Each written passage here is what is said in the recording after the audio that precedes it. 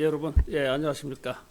저는 오늘 통일교육 어떻게 해야 하나라는 주제로 이게 통일 콜로키움에 강연을 하게 될 남광규라고 합니다. 저는 현재 고려대학교 아세아 문제연구원의 통일과 국제평화 센터장을 맡고 있습니다.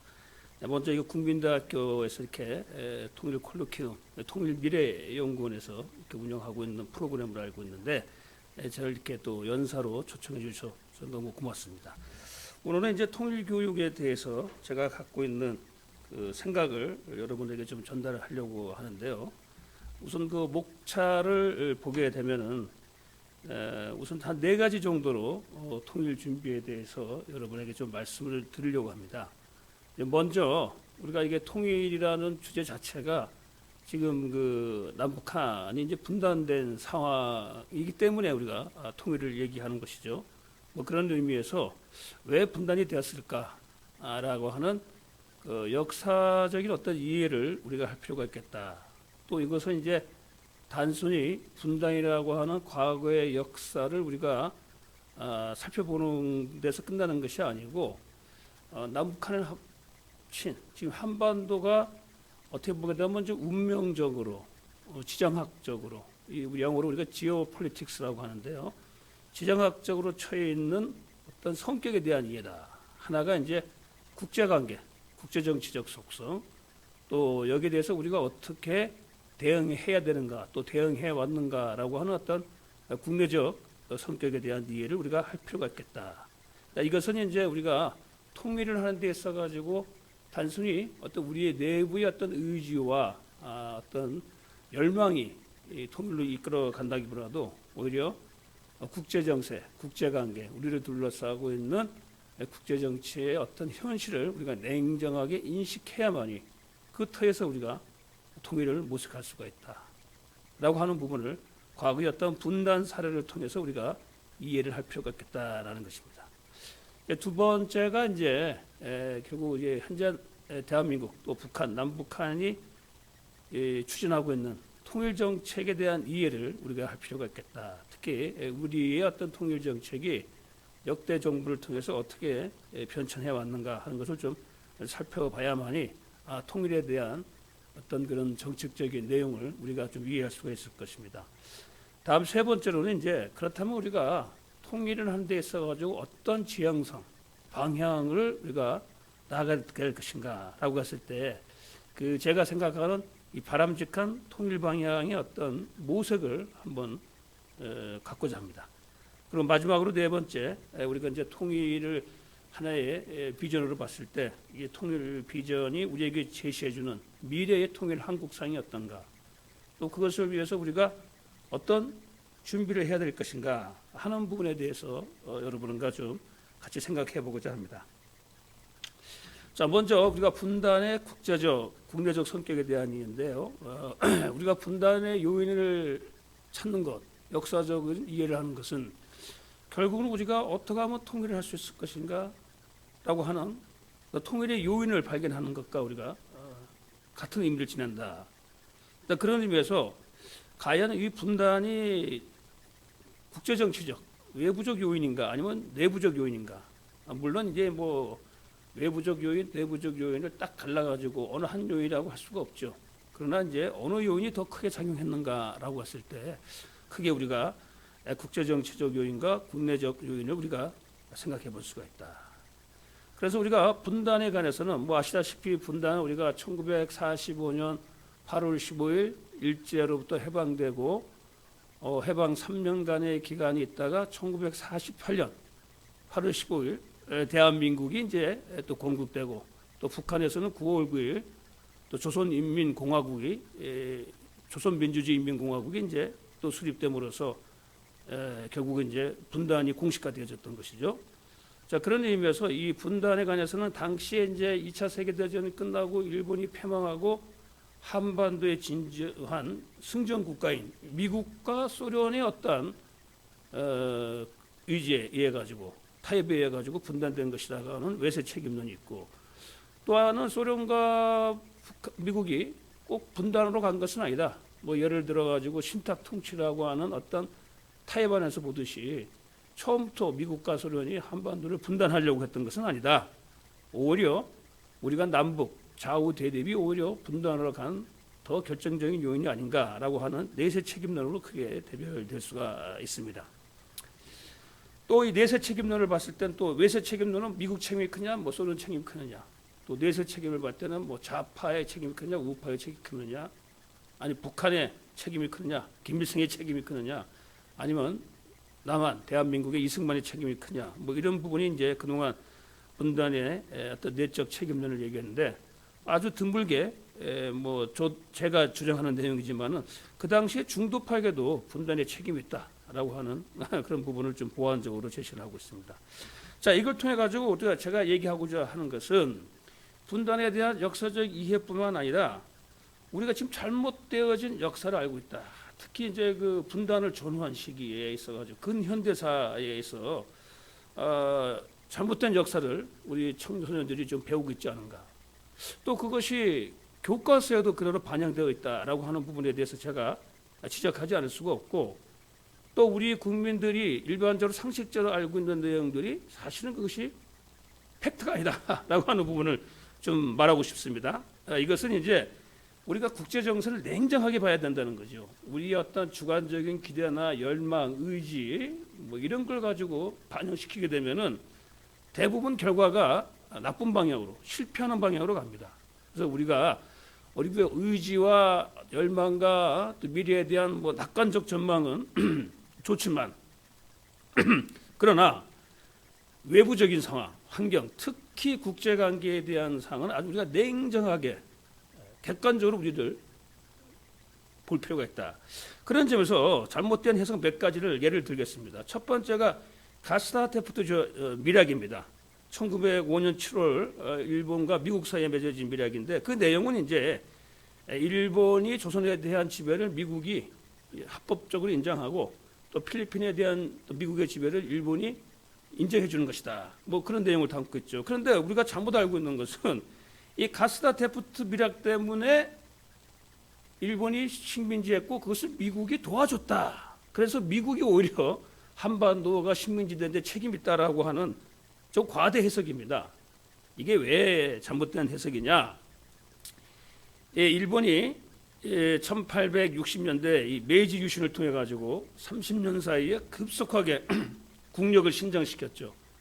그래서 경제뿐만 아니라 군사적으로도 세계 5대 강국에 들 정도의 막강한 힘을 갖고 그 힘을 바탕으로 해가지고 결국은 일본이 제국주의적인 어떤 침략으로 나가게 되죠. 그 과정에서 먼저 일본의 어떤 부상하는 힘이 아시아 동북아에서 부딪힌 첫 번째 전쟁이 1894년도에 청일전쟁이었습니다.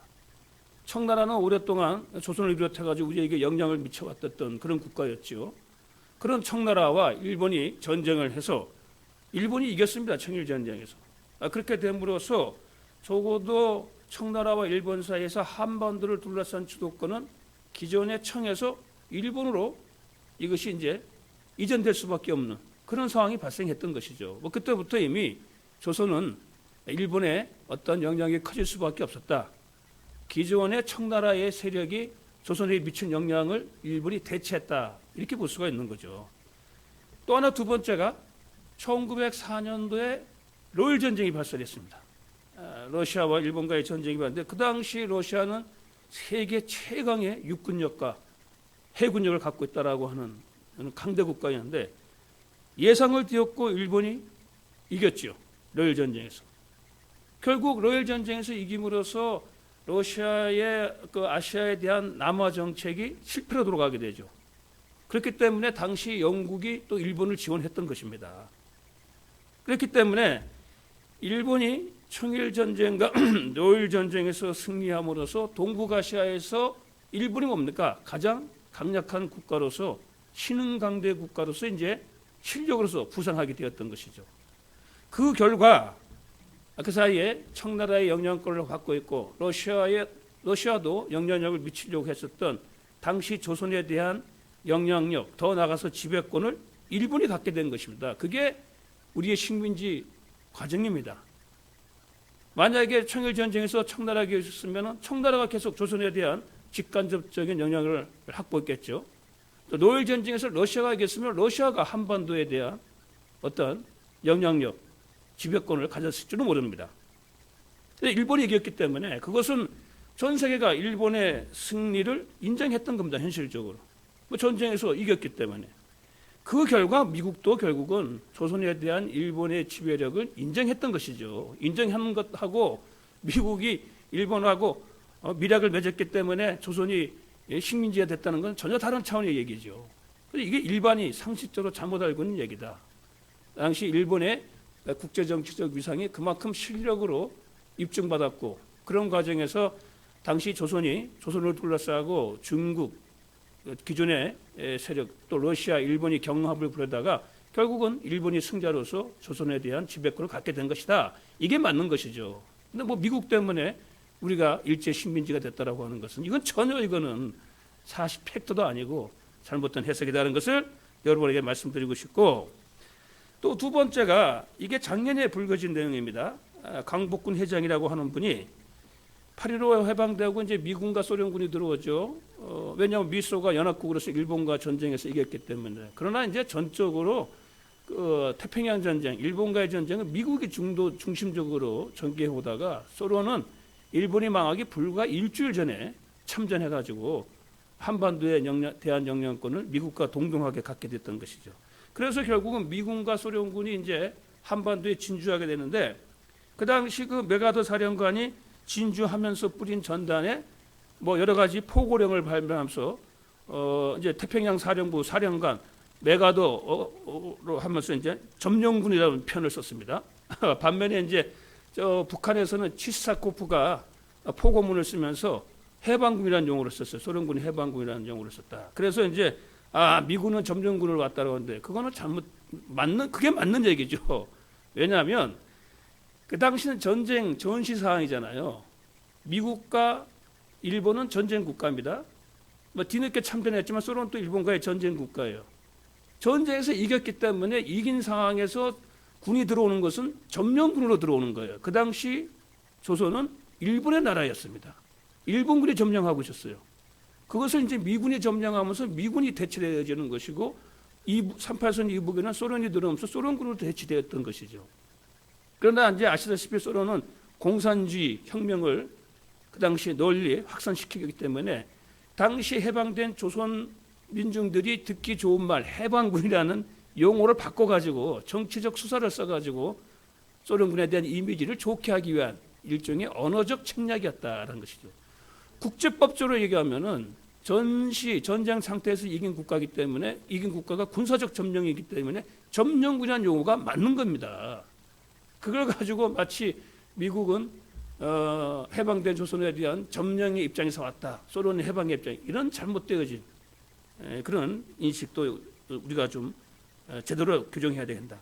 그리고 여러분 다 아시다시피 6.25 전쟁은 김일성이 일으키면서 실제 소련의 스탈린 또 중공의 모택동이 그것을 이제 지원했기 때문에 가능했던 전쟁 아닙니까? 이런 것들이 사실은 우리를 둘러싼 해방 전후사 아니면 일제 식민지 시기 식민지 되는 과정에서의 국제 정치적 팩트 사실인데 그걸 우리가 잘못 해석하고 왜곡 해석하고 우리 입장에서 해석하다 보니까 전혀 사실과 다른 역사적 해석을 하고 있다. 이 부분을 시정해야 되겠다. 또 하나 이제 국내적으로 분단에 있어서 남과 북 누가 분단을 주도했느냐라는 입장인데 일부에서는 이제 1946년 5월 당시 이승만 박사가 전라북도 정읍에서 미소가 대립하고 신탁 통치로 불과하고 하니까 또 냉전이 이제 심화되고 있으니까 현실적으로 남한에 먼저 정부를 세우고 추후에 북한과 해서 통일 정부를 수립하자. 그래서 이승만 박사가 분단을 먼저 제안했다라고 얘기하고 있지만 실제 그 전에 1946년 2월 한 8일쯤 될 겁니다.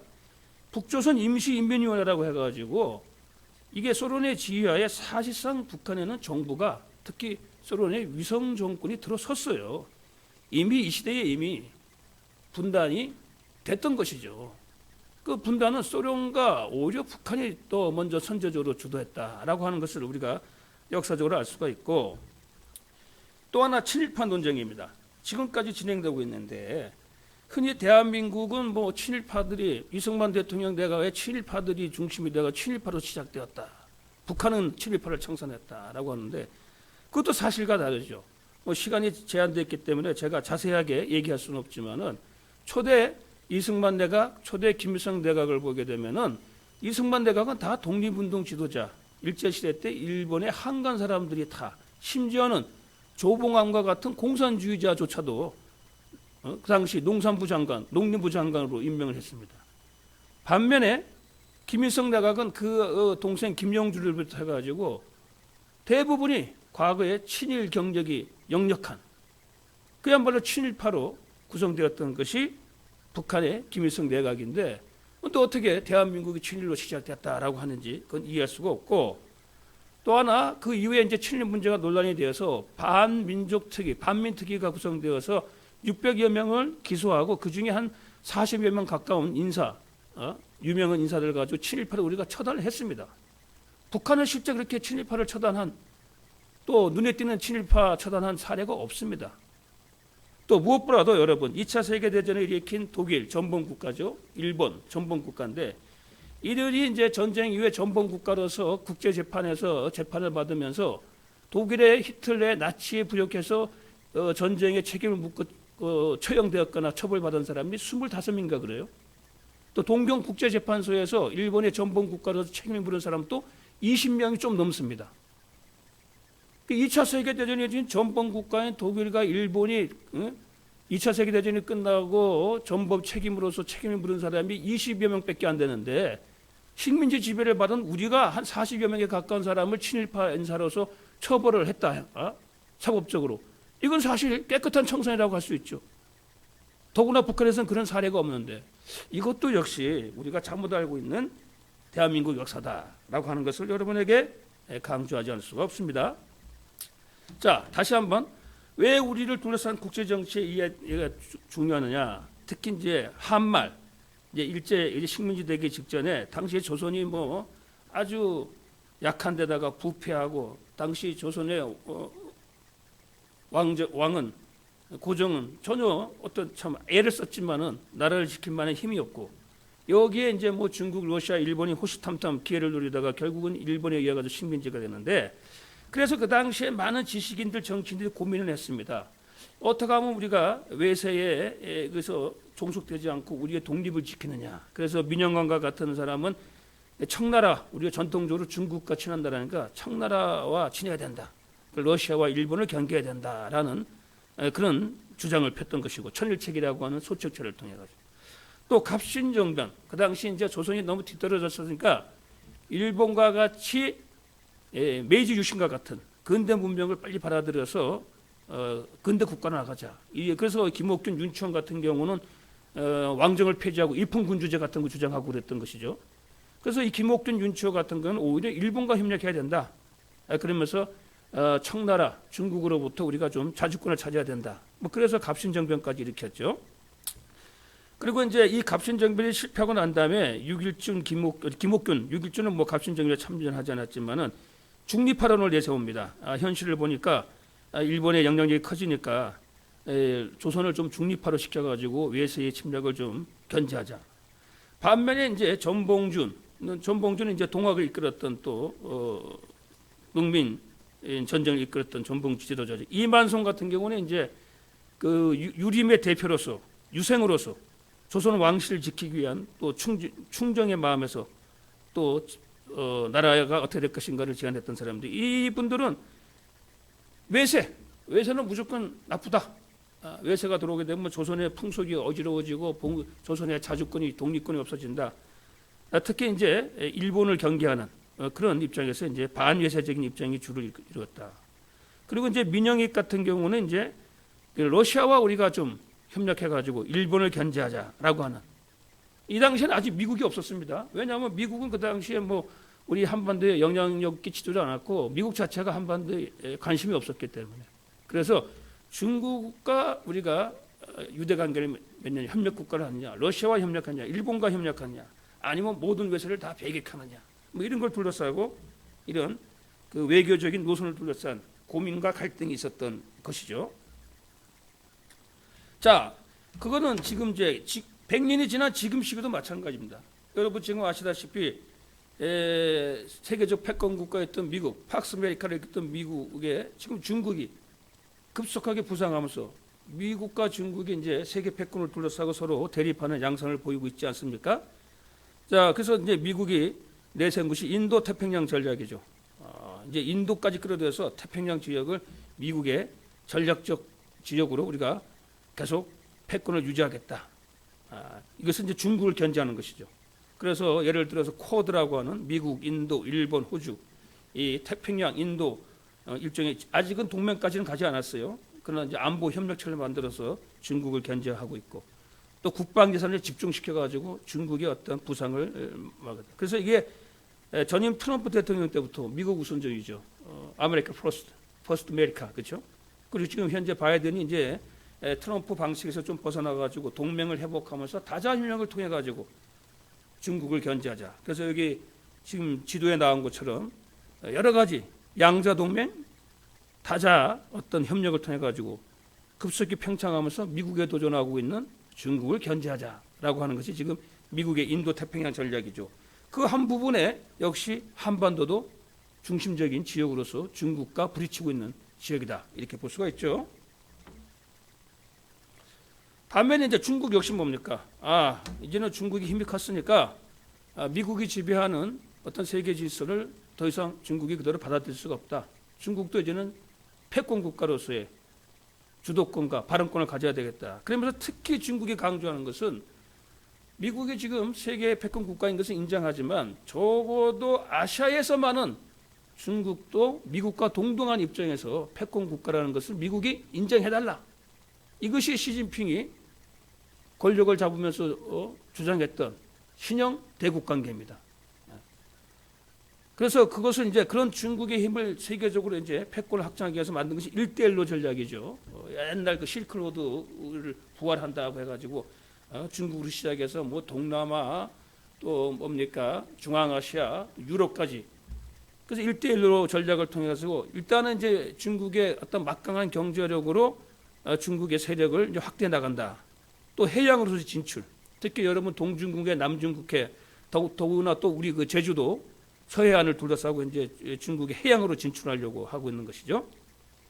그래서 시진핑이 소위 말해서 신형 대국 관계, 아시아에서 중국의 패권을 미국도 이제는 인정해라라고 하는 이것이 이제 부딪히면서 어떻게 보면 미중 대립이 보다 본격화되어지고 여기에다가 지금 여러분 인류 문명적으로 17, 18세기에 있던 산업혁명 단계에서 새로운 어떤 산업혁명, 4차 산업혁명 시대로 이제 접어들었습니다. 여기는 디지털 경제 패권이죠. 뭐 여러분 다 알다시피 뭐 AI, 또 각종 디지털, 또 의료, 뭐 첨단, 뭐 이럴 거예요. 이 기술 패권을 둘러싸고 미국과 중국이 지금 또 아주 격렬한 대립을 벌이고 있는 이런 상황입니다. 자, 이걸 보게 되면은 100년 전이나 지금이나 우리를 둘러싸는 국제 환경은 구조적으로 큰 변화가 없었다. 과거에는 동북아시아, 100년 전에는, 100여 년 전에는 중국, 러시아, 일본 사이의 어떤 국제적인 어떤 패권 경쟁이 한반도를 주변에서 벌어졌다. 그러면 지금은 미국과 중국이 하나의 또 패권을 둘러싸고 이제 치열한 경쟁을 하고 있다는 것이죠.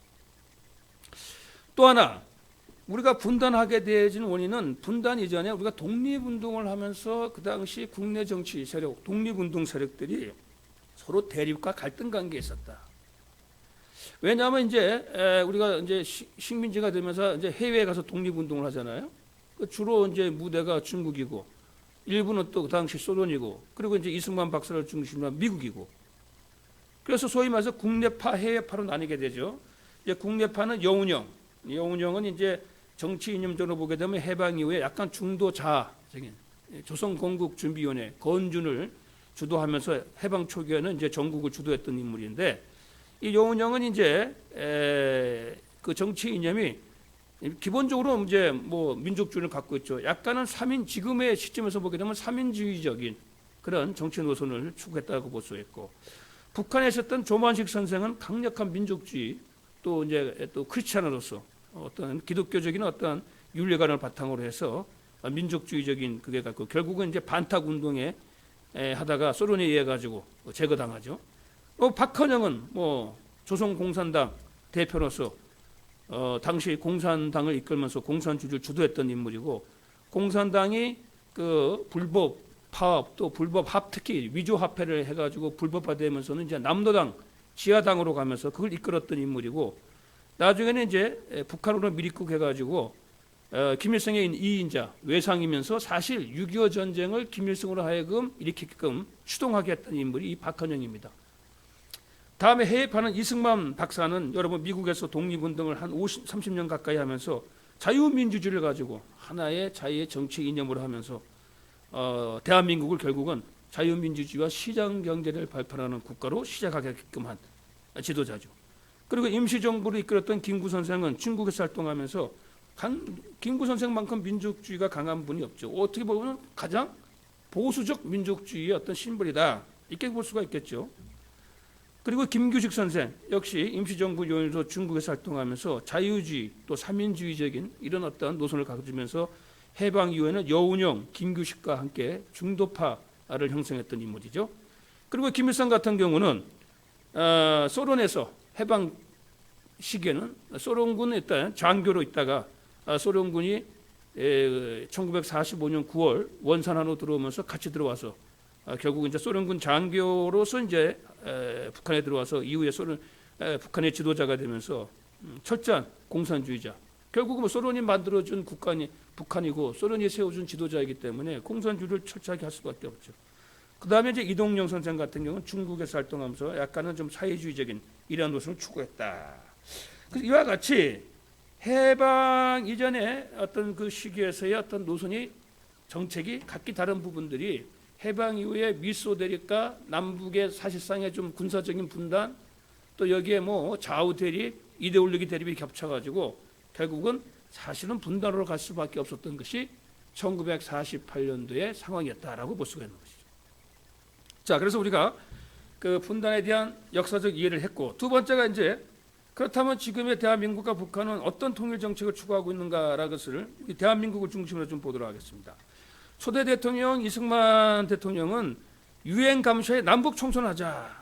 물론 이제 북진 통일론도 주장했지만 이것은 이제 일종의 정치적 레토릭이었고, 특히 이제 그 당시는 실력으로 남북이 서로 부딪히는 그런 상황이었기 때문에 그러나 이제 이승만 대통령이 내세운 그 통일 방안은, 평화적 통일 방안은 남북 총선이다. 특히 북한 지역의 자유 총선거를 통해서 국회를 의석수를 채우자. 그래서 지금 여러분 국회 가게 되면은 한 100여 석이 남아 있습니다. 통일되면은 북한의 대표가 참가하도록 한다는 명분에서. 기본적으로 이승만 대통령은 이제 유엔에서 결정했었던 유엔 감시의 남북 총선거를 제시하고 있어요. 사실 근데 이게 가장 객관적이죠, 여러분. 그 남북 지금 이제 그 당시 해방 당시에는 3천만이었지만은 지금은 남북한 7,500만이 뭡니까? 자유선거 통해 가지고 자신들이 원하는 정부를 세우면 그게 여러분 평화 통일 아니겠습니까? 정부를 세우고 지도자를 뽑고 뭐 어떤 체제를 선택하게 되면. 그래서 저는 개인적으로 결국은 그 앞으로 평화 통일이라고 하는 것은 남북이 자유로운 환경 속에서 남북한 7,500만 구성원들이 어떤 선택에 해가지고 선구해가지고 수립되어지는 정부가 바로 통일 정부가 아닌가, 그게 통일이 아닌가, 그게 평화 통일이 아닌가라고 하는 생각을 갖습니다. 다음에 이제 박정희 대통령 같은 경우는 선건설 후통일을 내세웠습니다.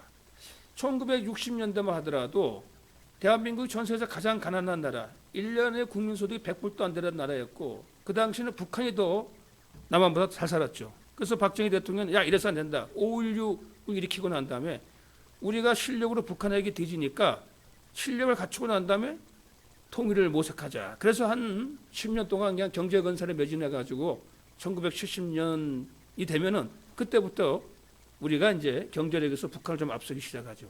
그 이후부터 이제 박정희 대통령이 뭐 7.4 남북공동, 그 1972년 북한과 비밀 협상을 통해 가지고 서울과 평양에서 7.4 남북공동성명이라고 하는 통일에 대한 남북 합의까지 이르게 되는 어떤 또 적극적인 또 남북 회담 또 통일 정책을 추구하게 되죠. 그리고 이제 전두환 대통령 시기, 5공학 시기에는 민족화합 민주통일 방안이라고 해가지고 최초의 정부에서 하나의 체계화된 통일 방안을 제시했다.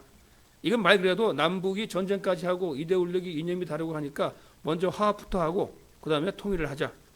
그래서 남북 간의 평화 교류를 증진해서 화해를 하고 어느 정도 분위기가 성숙되면 통일헌법을 만들어서 선거를 통해서 통일민주공화국을 만들자 이런 정책을 내세웠고 그리고 이제 노태우 대통령 6공화국 때는 한민족 공동체 통일 방안 이게 사실은 가장 체계적으로 잘 정립되어진 우리의 통일 방안입니다.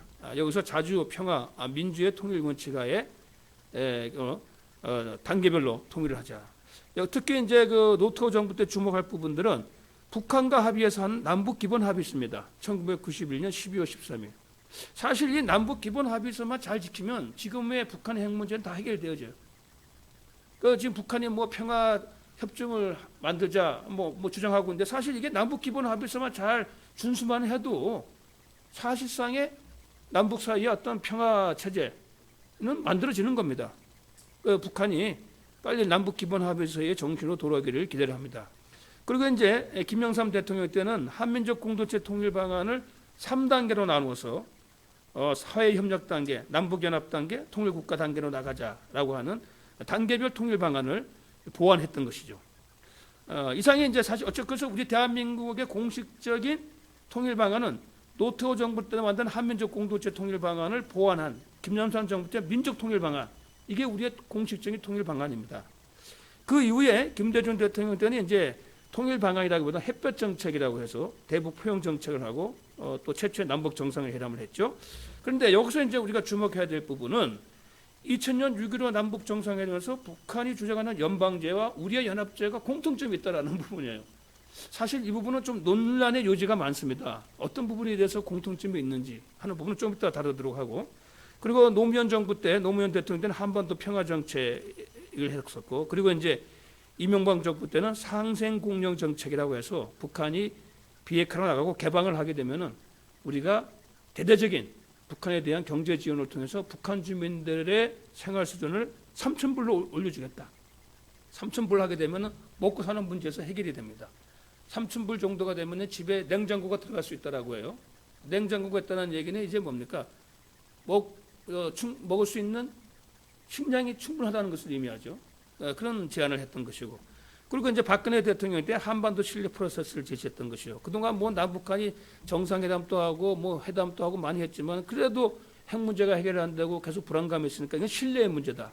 그래서 박근혜 대통령은 신뢰를 강조했던 거고 그리고 지금의 이제 문재인 정부에서는 한반도 평화 프로세스라고 해가지고 평화 협정을 맺고자 했던 것들이 이제 지금의 문재인 정부의 또 주된 통일 방향이었죠. 반면에 이제 북한은 연방제 통일 방안을 가지고 하나의 통일 방안으로 지금껏 계속 유지하고 있죠. 연방제 통일 방안이라는 것은 하나의 민족, 하나의 국가, 두 개의 정부에 기초한 연방제를 운영하자라고 하는 것이 이제 북한의 연방제 통일 방안입니다.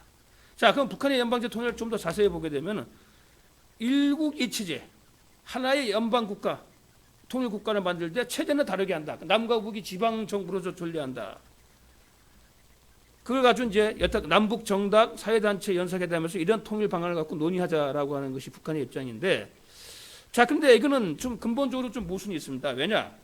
기본적으로 연방제라고 하는 것은 일체제 일국가가 하는 분권적인 국가 운영 시스템을 얘기하는 겁니다. 지금 연방제는 많죠. 미국도 연방국가고, 뭐 독일도 연방국가고 말이죠. 세계적으로 보면 연방국가가 많습니다. 민주주의 국가 가운데. 근데 그 연방국가는 기본적으로 체제가 동일한 체제예요. 그런데 이 체제가 하나의 연방국가를 형성하는 사례는 없죠, 사실상. 그러는 의미에서 연방제가 일국가를 하면서 이 체제라고 하는 것은 이게 사실은 모순되는 것이다. 연방제라는 것은 기본적으로 동질적인 체제. 뭐 사회주의면 사회주의, 아니면 뭐 자유민주주의면 자유민주주의, 그렇죠. 왜냐하면 지금 남과 북은 체제 이해 원리가 워낙 다르기 때문에 이건 어떤 합칠 수 있는 요소가 없죠, 사실은. 굳이 뭐 일국 이체제를 한다 그러면 어찌 보게 되면 남북연합 단계, 우리가 얘기하는 한민족 공동체 방안에서 2단계에서 남북 관계가 성숙되어지고 서로 이제 어떤 그런 군사적 위협이 없어지고 경제 교류를 하게 되고 뭐 그 단계에서 과도기 적어도 통일 국가로 가기 전에 어떤 그 2단계로서의 이체제가 잠정적으로는 있을 수 있을지 모르지만은 이것이 일국 이체제로 확정되어진 통일 국가는 아니죠. 과정으로서 뭐 이체제는 뭐 과도기조는 가능합니다. 그렇기 때문에 이 체제의 연방제는 모순된 것이다. 결국은 이렇게 북한이 이렇게 연방제를 주장하는 것은 결국은 한반도에서 미국의 영향력을 배제하면서 결국은 이제 북한이 추구하고자 하는 통일로 가기 위한 가도적 전략에서 나온 것이 북한의 연방제다라고 하는 것을 우리가 이해를 해야 되겠습니다. 자, 그렇다면은 뭐가 그럼 우리 통일 방향으로 가야 될 것이냐? 나름대로 제가 생각하는 바람직한 통일 방향을 모색해 봅시다. 그래서 우리가 꿈꾸는 통일 방향은 우리가 통일을 통해서 선진 국가로 가야 된다. 이건 남한이나 북한이나 마찬가지죠. 통일돼 가지고 국가가 더 뭐 쇠퇴한다거나 후퇴하게 되면 우리가 뭐 통일할 필요가 없죠. 그래서 통일을 통해서 대한민국은 한 단계 더 업그레이드, 북한도 한 단계 더 업그레이드된 사회도 가야 된다. 그러려면은 우선 핵 문제가 해결돼야 됩니다. 핵 문제가 있는 이상은 사실 우리가 통일을 얘기하기는 어렵죠. 그다음에 핵 문제, 어떤 더 이상 한반도에 남북한의 전쟁이 발생할 가능성이 없다. 그것이 어느 정도 제도적으로 확정되고 난 다음에 장치. 그 다음에 남북 경제 공동체 형성을 위한 노력을 해야 되는데 우선 중요한 것이 자유왕래죠. 자유왕래. 우리가 뭐 평화를 얘기하고 남북 간의 협력을 얘기하지만 가장 기본적인 것은 남북의 주민들이 서로 자유왕래할 수 있는 것이 분단 극복의 시작이 되지 않겠습니까? 그런 걸 통해서 일정한 단계에 이르게 돼가지고 서로 이제 정치적으로 통일되어야 되겠다는 공감대가 형성하게 되면은 그때 우리가 일국 일체제 통일을 하게 되는 것이죠. 그래서 만약에 우리가 통일된다, 통일 한반도는 사실 우리가 지정학적으로 대륙과 해양의 중간에 있기 때문에 우리가 대륙과 해양을 여는 허브로서의 국제적인 역할을 할 수 있는 한민족이 도약할 수 있는 어떤 기회를 우리가 잡을 수가 있다. 우리가 뭐 무력으로 다른 나라에 어떤 영향을 미치겠습니까? 경제력. 요즘 대한민국 경제력이 무시할 수 없죠. 북한이 지금 비록 어렵지만 통일되면은 좀 가덕을 거쳐가지고 남북한이 경제력이 커질 수가 있다. 문화. 여러분 지금 뭐 한류가 세계를 휩쓰고 있는 것처럼 문화를 우리가 상당히 지금 임팩트하게 영향을, 또 평화. 뭐 한민족만큼 평화 이미지가 강한 나라가 어디 있습니까? 어떤 이런 이미지를 국제사회에 우리가 기여할 수가 있다. 이게 제가 생각하는 한민족 도약의 어떤 웅비가 아닌가 생각되어집니다. 그런 의미에서 지금 국제사회라는 것은 국가 이익이 부딪히고 힘이 있으면 약한 국가를 항상, 이번에 우크라이나 전쟁 나오잖아요. 그런 사례인 것처럼. 그런 사례이기 때문에 북한이 주장하는 이 체제 통일 가지고는 이건 사실 통일이 아니고 분단의 연구하다라고 하는 것을 우리가 짚고 넘어가야 되겠습니다. 자, 그래서 평화통일이라는 것은 지금의 그 분단 상황에서 그 가덕의적인 이체제에서 일국일체제로 가는 것이다. 여기 통일은 일국이체제라고 하는데 이건 북한이 주장하는 연방제인데 이건 아니고 일국일체제로 가는 겁니다. 그러니까 일체제 하에서 단일 국가나 연방 국가적인 운영이 가능한 것이죠. 그러려면 뭐예요? 북한이 체제가 변화되어야 합니다. 지금 주체 사상, 적어도 북한이 뭡니까? 사회주의 체제를 가진다고 하더라도 적어도 뭐 베트남 정도의 어떤 변화 정도가 있어야만이 우리가 통일을 할 수 있는 어떤 접점을 만들 수가 있는 것이죠. 자유보장, 뭐 제가 앞서 강조한 것처럼. 그래서 결국은 통일된 한반도, 통일된 국가는 북한 체제의 변화와 자유가 보장된 터에서 남북한 주민들 7,500만 구성원들의 자유의사에 따라 가지고 뭐 단일 국가를 만들든지 아니면 연방 국가를 만들든지 선택해야 되는 거 아니겠습니까? 1991년도 독일의 통일도 동독 내부의 변화가 하나의 기폭점이 됐던 것입니다.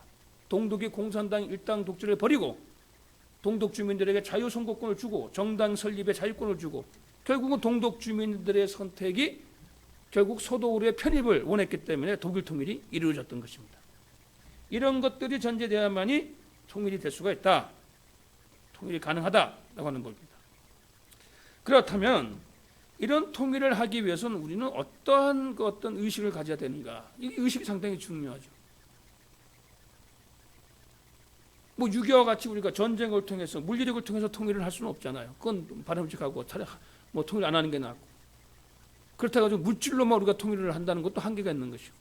결국은 어떤 의식, 올바른 의식을 갖겠다. 그래서 적어도 우리가 통일 한국은 적어도 우리가 자유민주주의란 이 가치, 소중한 가치는 반드시 지켜져야 되겠다. 이거는 우리의 어떤 것이다. 세계사적인 하나의 역사의 어떤 발전의 결실 아닙니까?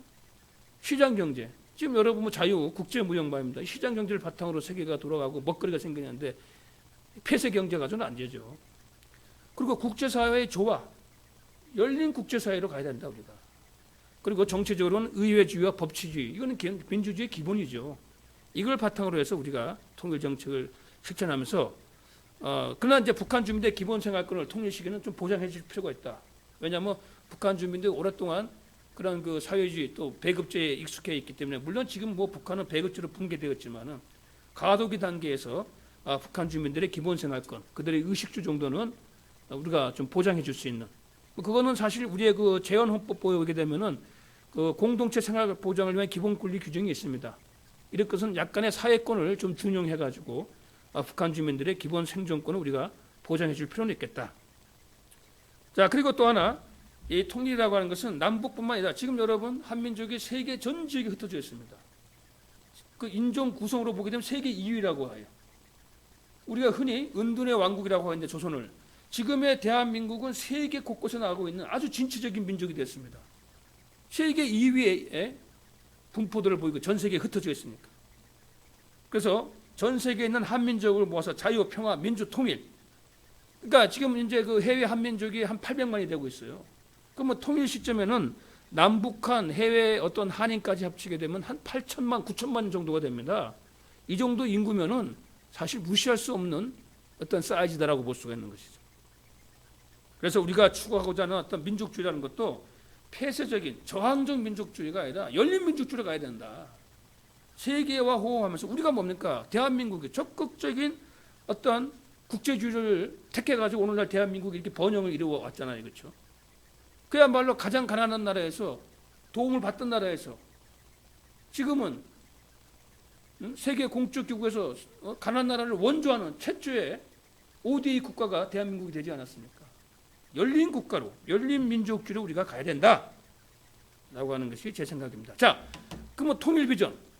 그렇다면 통일된 한국, 통일된 한반도는 과연 어떤 것인가 하나, 또 어떤 통일의 이미지, 비전을 우리가 생각해 보게 되면 이 자료가 몇 가지가 있습니다. 이 자료는 과거에 우리가 한 게 아니고 세계적인 어떤 IMF나 또 뭐 메릴린치 증권회사, 또 뭐 심지어 러시아의 사회과학원 뭐 등등 세계 유수의 경제기관에서 발표한 것을 종합해 봤을 때, 이건 우리가 뭐 내부적으로 하는 얘기가 아닙니다. 세계적인 공신력 있는 경제기구 기관들이 전망했을 때, 만약에 남북한이 통일됐을 경우 통일된 한국 한반도가 국제사회에서 찾는 위상은 어떤 것인가 했을 때, 예를 들어서 2030년에 예를 들어서 통일된다고 가정했을 때, 통일 이후 10년 2040년에 가정했을 때 통일 국가의 위상은 GDP가 세계 7위입니다. 지금 대한민국 GDP가 세계 한 10위권 정도 됩니다. 10위에서 12위권 정도가 되는데, 워낙에 지금 북한이 경제력이 세계적으로 가장 약하기 때문에 그걸 감안했을 때 통일된 남북한은 GDP 세계 7위 정도. 그리고 세계 경쟁력이 7위에서 8위권. 이건 다 북한을 포함한 수치입니다. 국가 선진화 지수가 10위권. 또 국가 브랜드 7위에서 8위권. 또 어떤 국가의 삶의 질을 우리가 측정하는 인간개발 지수 7, 8위. 그래서 이 통일된 그 국가, 통일 국가의 위상을 보게 되면 전체적으로 세계 7위권의 외형적인 국력, 또 내용적인 어떤 내용까지 콘텐츠를 갖춘 국가가 되지 않겠는가, 이렇게 예상하고 있어요. 더 나가서 세계 5위권에 될 수 있는 어떤 국제사회의 어떤 리더 국가도 우리도 그게 꿈이 아니다 라고 하는 것을 이러한 수치가 보여주고 있는 것입니다. 자, 그렇다면은 자, 이런 어떤 그 비전이 있습니다. 자, 그러니까 우리가 뭐 인간의 개인도 그렇지만은 사회도 그렇고 국가도 그렇습니다. 발전을 하려면은 어떤 미래에 대한 분명한 비전과 그림이 있어야 되죠. 그래야만이 목표를 설정하고 그것을 향해서 나아갈 수 있는 것이죠. 개인이나 사회나 국가나 비전이 없는 개인, 비전이 없는 사회, 비전이 없는 국가, 목표 의식이 없는 개인, 사회, 국가는 발전할 수가 없습니다. 그런 의미에서 우리가 하나의 통일을 하나의 비전, 우리의 드림으로 놓고 봤을 때 우리가 꿈꿀 수 있는 미래의 통일국가의 위상이 바로 이 정도다. 뭐 이러한 수치들이 지금의 대한민국이 실제 이 수치에 많이 근접해 있습니다. 그러나 우리가 통일이라는 것은 북한과 같이 가는 과정이기 때문에 지금 북한이 전 세계적으로 뭐 가장 열악하잖아요. 뭐 GDP, 뭐 경쟁력, 국가 선진화, 국가 브랜드, 개발 지수에서는 뭐 세계 최하위 수준을 면치 못하고 있죠. 단지 북한이 강세를 보이고 있는 것은 뭐 핵무기, 또 뭐 장거리 미사일 등과 같은 어떤 그런 전략 무기에서 상당히 국제사회의 어떤 영향력을 갖고 있는 것이죠. 그렇기 때문에 오늘날 이 문제가 발생하는 것입니다. 북한이 핵과 미사일로 문제를 해결하여서는 도저히 해결할 수가 없는 것이죠. 북한이 정말 지금의 어떤 그런 뭐 체제를 완전히 포기하는 것이 아닙니다. 적어도 합리적인 사회주의 정도로 어떤 체제 변환과 함께 최소한 북한 주민들의 기본권을 보장해주고 그걸 바탕에서 북한이 국제사회에 열린 마음으로 나오게 되면은 국제사회, 우리뿐만 아니라 국제사회가 북한을 적극적으로 지원을 해서 단기간에 북한을 경제적으로 성장시킬 수 있습니다. 이게 핵 문제를 풀 수 있는 길이고 북한이 살 수 있는 길입니다.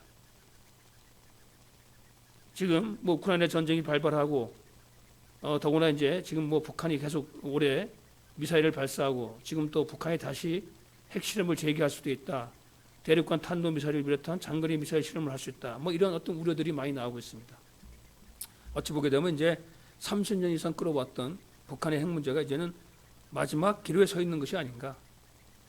북한이 정말 핵국가로 가가지고 지금과 같이 갈 것이냐, 아니면 과감하게 핵과 미사일을 버리고 북한 주민들의 삶을 개선시키면서 정말로 진정한 남북 평화협력 국제사회 일원으로 참가해서 미국과도 국교 관계를 정상화하고 그렇게 되면은 우리를 비롯한 국제사회가 북한을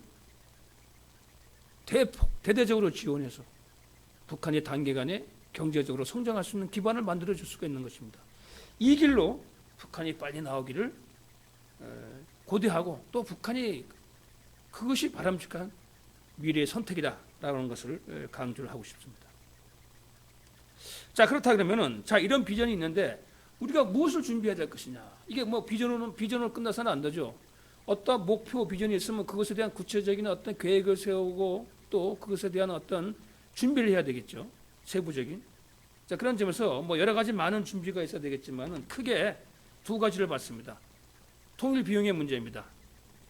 통일이라는 것이 그냥 말로만 되고 의지로만 되는 것이 아니죠. 우선은 안보적으로 군사적으로 한반도의 통일이 평화가 정착돼야 되고 그 다음에 이제 국제사회와 우리의 어떤 협력 관계가 잘 형성되어서 국제사회가 우리의 통일을 적극적으로 지원해주는 그런 환경을 만들어야 되고 그 다음에는 우리가 통일을 감당할 수 있는 실력 그 중에서는 특히 이제 북한과 통일에 들어가는 역시 비용의 문제죠. 현실이기 때문에. 그래서 우리가 통일 비용도 준비를 하면서 통일에 대한 대비를 해야 된다. 그래서 과거에 이건 특히 이제 이명박 정부 때 통일 비용과 관련되어진 논의들이 많았는데 그 당시 나온 통일 비용을 좀 추계를 보게 되면은 통일에 들어가는 비용이 최소 2,500억 달러에서 최대 2조 달러까지 든다. 이때 통일 비용은 그러니까 남북한이 통일되어지고 어느 정도까지 올라간 그러니까 통일 과정에서 소요되는 비용을 한 10년으로 봤을 때 통일이 한 10년 정도 걸린다고 봤을 때 10년 동안에 투입돼야 될 어떤 자본이 최소 2,500억 달러에서 최대 2조 달러 상당히 편차가 심하죠. 한 8배 정도 차이가 나고 있는데 그러니까 예를 들어서 최소로 했을 때 2,500억 달러면 1년에 250억 달러가 들어간다. 최대로 잡았을 때는 1년에 2,000억 달러가 들어간다. 그러니까 여러분 뭐 2,500억 달러, 2조 달러 뭐 우리가 쉽게 실감할 수가 없는데 예를 들어서 이렇게 쉽게 이렇게 이해하면 됩니다. 우리 대한민국이 1년 동안에 전 세계에 수출하고 있는 수출량 또 전 세계에서 수입하고 있는 수입량 수출 수입을 다 합친 규모가 한 대략 1조 달러를 왔다 갔다 합니다. 최근에 아마 1조 달러를 좀 넘었을 거예요. 그러면 통일 비용을 최대치로 잡았을 때 대한민국이 1년 동안 수출하는 모든 거 수입하는 거 모든 걸 다 합친 2년치를 투자해야만이 그걸 10년 동안 통일 기간 10년 동안 투자해야만이 통일 비용을 감당할 수 있다라는 그런 수치가 나오는 것이죠. 물론 이렇게 통일 비용이 많은 차이가 나는 것은 통일 과정이 어떻게 이루어지느냐, 또 언제 통일이 되느냐, 통일 시기, 또 어떻게 통일이 되느냐, 통일 방법, 또 통일 당시에 남북한의 경제력 격차가 어느 정도인가, 그리고 통일 이후에 북한 지역 주민들의 소득 수준이 어느 정도인가, 이런 어떤 여러 가지 변수가 있지만은 뭐 그런 것을 다 감안했을 때 물론 좀 시기적으로 과거에 나온 추산이지만 이 정도의 통일 비용이 추정이 되었던 것입니다. 자, 그래서 이런 것들은 우리가 수치적으로 좀 이해하는 것이 좀 더 여러분이 이해하기 편하기 때문에 이 통일 비용을 이렇게 좀 봤습니다. 뭐 최소 2,500억 달러, 10년 동안 2,500억 달러가 들든 최대 2조 달러가 들든 뭐 이런 것을 우리가 준비해 가는 것이 또 실질적인 통일 준비 과정이다, 이렇게 볼 수가 있죠. 다음에는 이건 북한에 좀 해당되는 문제. 북한의 변화가 없어서는 도저히 통일을 우리가 기대할 수가 없죠. 통일은 고사하고 뭐 지금의 어떤 남북한의 어떤 불안한 대치상, 대결상, 군사적인 긴장 이 자체의 어떤 굴레에서 벗어날 수가 없죠. 결국은 북한 내부 문제, 특히 인권 문제로 귀결되어진다. 여러분 북한 문제 하게 되면 북핵 문제가 중심적이다. 왜냐? 핵 문제는 당면한 위협이고 국제 정치에서 아주 이것은 큰 영향력을 미치기 때문에 우리뿐만 아니라 미국, 뭐 중국, 러시아, 일본 전 세계 국가들이 북한이 핵을 갖느냐 안 갖느냐, 핵 보유국이 되느냐 안 되느냐라고 하는 것은 국제 정치 현실에 있어 가지고 가장 뜨거운 이슈가 될 수밖에 없죠. 그래서 표면적으로 보게 되면 북한 문제의 가장 중심은 북핵 문제라고 볼 수가 있고, 또 그 문제가 지금 30년 이상 계속 오고 있다고 보는데, 실제 내부로 들어가게 되면 북한 문제의 본질은 사실 북한 인권 문제입니다. 이게 인권 문제다. 그 제가 봤을 때 북한 문제의 본질은 북한 인권 문제다. 또 이 북한 인권 문제가 2000년대 들어와가지고 핵 문제와 함께 사실 북한 문제 주요 쟁점으로 부각되기 시작을 했습니다. 또 부각되기 시작한 것은 딴 데가 아니라 유럽에서부터 시작됐어요. 여러분 북한에 대한 인권 결의안이 뭐 유엔에서 먼저 나온 것처럼 미국에 먼저 뭐 제안한 것처럼 하는데 그거 잘못 알고 있어요. 유럽 연합에서 북한 인권 결의안을 처음에 그것을 제출을 했습니다. 제안을 했어요. 왜냐하면 유럽 관점에서 때 북한의 인권이 너무나 국제 기준과 규범에서 너무나 벗어났기 때문에. 그래서 유럽 연합에서 제기한 인권 문제가 유엔으로까지 가가지고 그래서 매년 유엔에서 북한 인권 개선에 대한 결의안이 나오는 것이고 여기에 많은 국가들이 참여를 하고 있는 것입니다. 북한 인권 문제는 21세기 인류 보편의 문제입니다. 우리는 이건 민족의 문제를 떠나서 이것은. 여러분, 근데 북한 주민들은 오랫동안 3대 세습 체제에 익숙해 있고 또 그런 공산주의 또 주체 사상의 어떤 그것에 교육해 가지고 사실 북한 주민 개개인은 인권이 뭔지 기본권이 뭔지 이런 부분에 대한 개념조차 갖고 있지 않습니다. 사실은.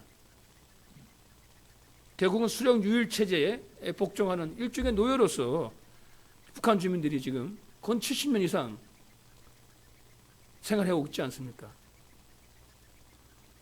이건 세계사적으로 보더라도 이런 사례가 없습니다. 어느 한 국가가 일시적으로 어떤 그 개인, 국민, 시민이 어떤 기본권 제한된 정도 있을지 모르지만 국가가 성립되어지고 지금까지 70여 년 이상 이런 상태가 이렇게 유지된 나라는 거의 북한이 유일하다. 어떻게 보게 되면 21세기 노예제 국가가 바로 북한이 아닌가 하는, 이거는 북한을 비난하고자 비방하고자 하는 것이 아니라 이건 아주 현실입니다. 우리가 우리의 가까운 주변의 인권을 기본권을 얘기하고 뭐 남녀 평등, 성평등, 뭐 양성 평등을 얘기하면서 북한 주민들의 인권에 대해 가지고 침묵한다는 것은 이것은 말이 안 되는 것이죠. 단순히 북한의 어떤 것을 비평하기 위해 가지고 그런 것은 아닙니다. 이거는 인류 모두가 지금 문제 제기를 하고 있고 그런 의미에서 매년 유엔에서 북한 인권과 관련되어진 결의안이 채택되고 있잖아요. 심지어는 북한의 지도자를 가지고 인권 유린범으로 말합니다. 국제형사재판소에 회수하자 이런 의견까지 유엔에서 나오고 있고 말이죠. 그래서 북한 인권 개선을 위한 국제사회 또 우리의 관심과 노력이 필요하다.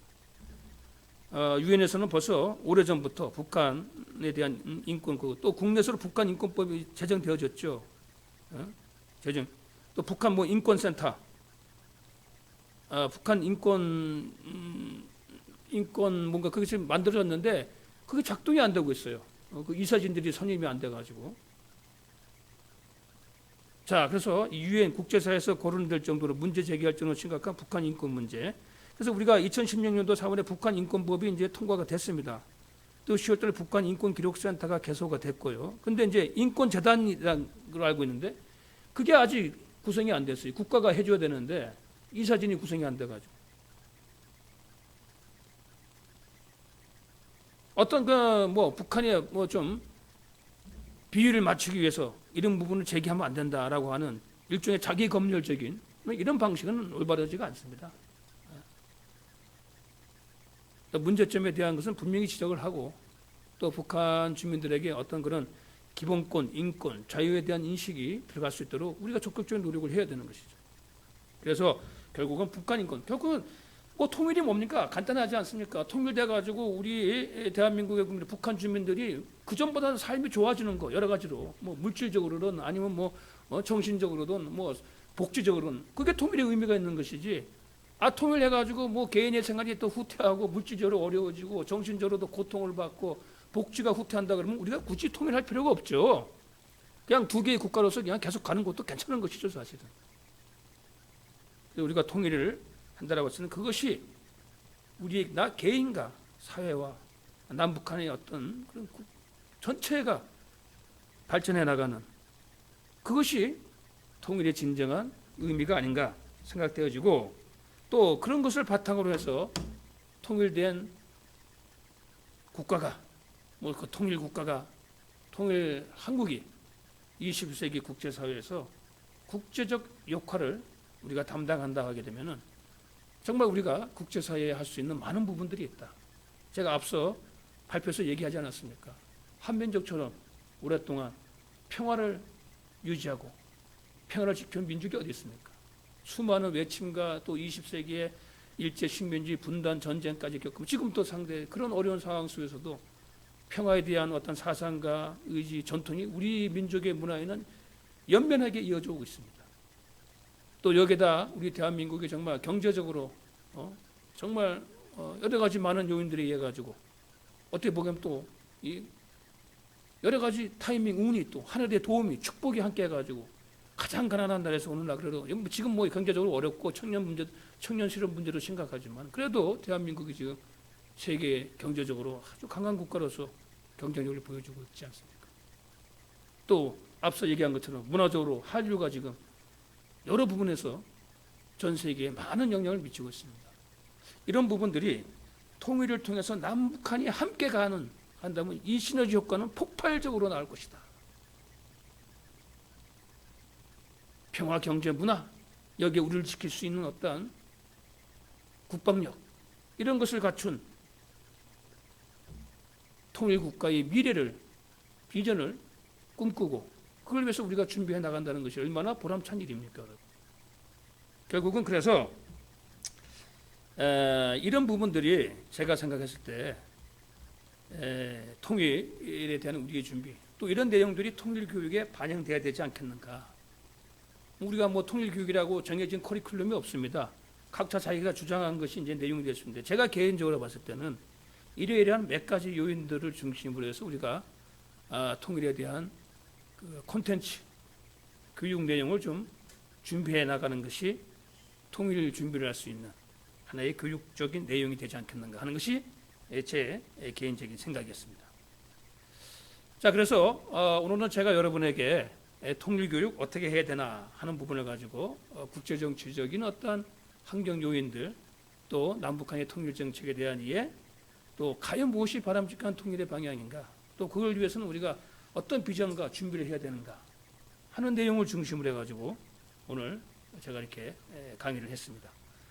물론 이 내용은 제 개인적인 생각이기 때문에 이것을 꼭 여러분이 꼭